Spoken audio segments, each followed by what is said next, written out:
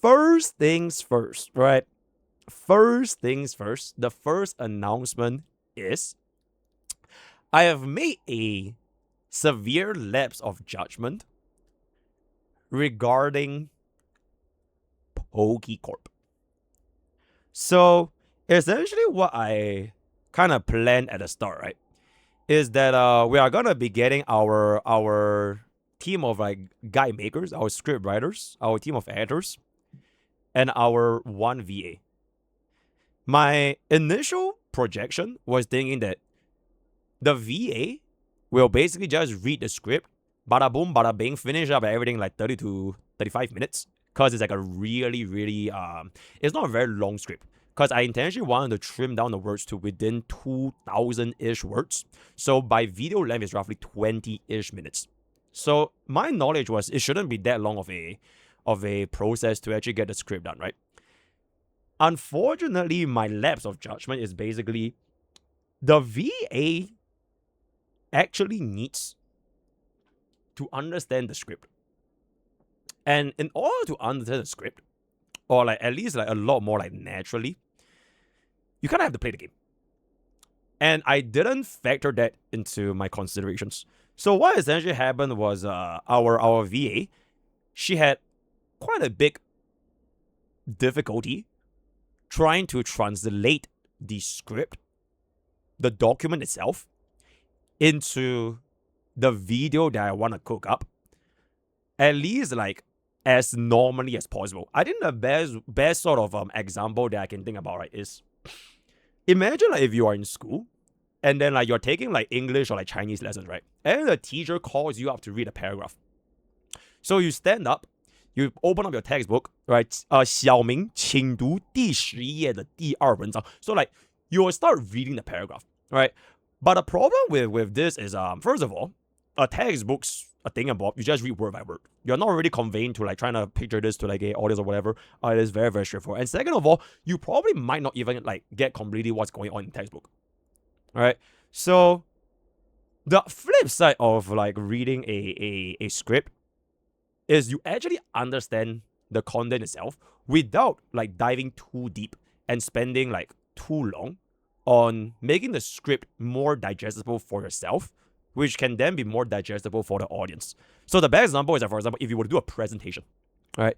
If you were to do a presentation to your classmates on a group project that your teammates have came up with for the past like 4 weeks, this kind of like delivery of like a script, it will be way more natural and fluid because you actually know what the hell you're talking about. Instead of like just having someone hand you over that piece of text and you just read out. So because of this, and I honestly didn't think about it that much because like for all the games that I personally cover, I do have understanding on like what they are, which is gonna be like Uma, Cesian, Sora, Zenless, Zone Zero, One Way, whatever it's gonna be. But unfortunately, the VA doesn't really play some of those games. So like for example, if we are gonna be explaining, let's just say like for example like Uma Musume, or if we're gonna be explaining, let's just say like Wuthering Waves, it will be very hard to word by word say out the script out loud, which I thought in my mind it will make sense because like the script is really there, you just have to read it. That is my original thought, right? But it doesn't really work that way because the scripts themselves, they low-key don't really read that well as a YouTube video unless you understand what the script is talking about.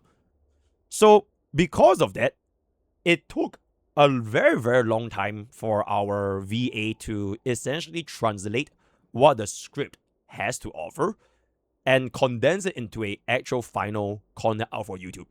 And also on the same note is that you will definitely feel the topic itself in the video, it'll feel less organic because you can kind of tell that it's like reading from a script.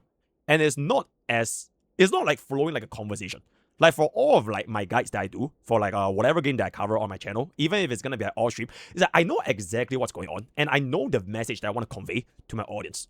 So for all those reasons, the big announcement is essentially MrPokke is going to come back, and the voiceover will once again be conducted by MrPokke, right? So I am gonna be once again the voice actor for MrPokke or Pokke Corp, and hopefully I want to see like where this is gonna be able to take place going forward and a little bit more into the future. And I guess just a little bit of a additional reason why I decided to do this is also because I was thinking to myself, because this is basically MrPokke's life, all right? This is MrPokke's career. And I know for a fact there will be no plan B. This is my full-time job. I will never, ever, ever go Corp again. This is not part-time. This is not, like, it is something that I will do for life. But the VA,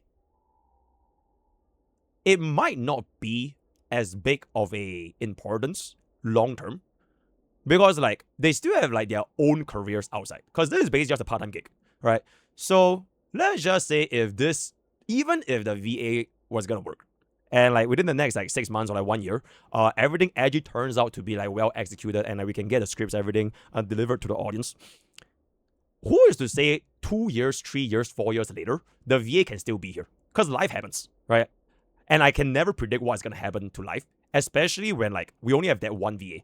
And if the audience already developed that sense of like a familiarity as well as attachment, then if I need to change again because the VA has like a real life responsibilities because they got a job and all that kind of stuff, then I still have to come in and take over anyways. So I think just in hindsight, I should have thought about this like way more. Instead of just thinking, okay, you know what, I'll just give this VA to a script and then we can just get everything automated. And even though my initial timeline was like 6 months, but now that I think about it, like if in the course of like 3, 4, 5 years, it's like, how can I make sure that we can still keep this consistent going forward, right? So, yep, that is pretty much our little announcement regarding Pokke Corp. The next video that I'm gonna be coming up, I will never retire. MrPokke will never retire, right? I will still be okay because to be fair, my voice will still be here. Like even if okay, imagine, right? If I was gonna be 40 years old, all right, 12 years later, if I was gonna be 40 years old, I think my voice is more or less the same. Like your voice don't really change that much, right? Maybe the difference is like maybe you have a little bit more of a different perspective on the kind of stuff. But at the end of the day, I know that I'm still me. And this is my full-time job. Whereas for the VA, it is a side gig. But eventually, when they actually get their real full-time job, because there's no way that they're doing a full-time content creation, then I have to change anyways. Which is just, it doesn't really work out that well because my time horizon for Pokke Corp is not just like a 6 month thing or like a 1 year thing, right? It's that it's really like, this is going to be a very, very big thing that I hope to eventually accomplish going forward into the future, right? So that is, I just use AI Pokke. All right, you're right. Yeah. So by the time when I'm 40 years old, AI will be so developed, I'll just slam everything into the AI and then it'll just do the job for me. You know what? That's absolutely fucking factual. So hopefully by the time that happens, AI can actually develop long enough to the point where we can actually just completely take over Uncle Pokke. Now I'll just stay around and play League of Legends with you guys, right? Very, very good. Okay, so now that we have this different VA, okay, the reason why I don't want to do different VAs is because the channel itself is just frankly speaking not that big. Maybe it will actually work if the channel has like millions of subscribers. Like a legit like mega company. Like big. Like if you talk about gacha games, like whenever anybody talks about gacha games, the first thing that comes to your mind is Pokke Corp, then it'll work.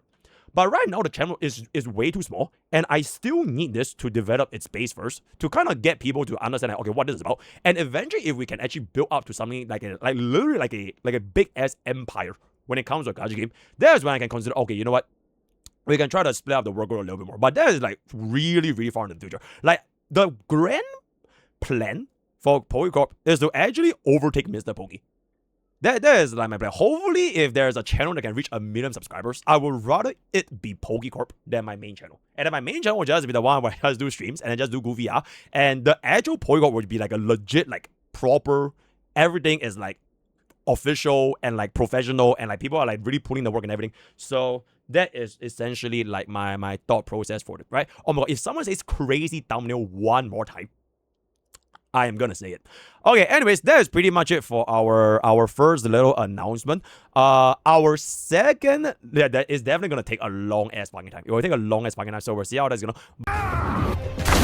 You have cooled your last cool, my man.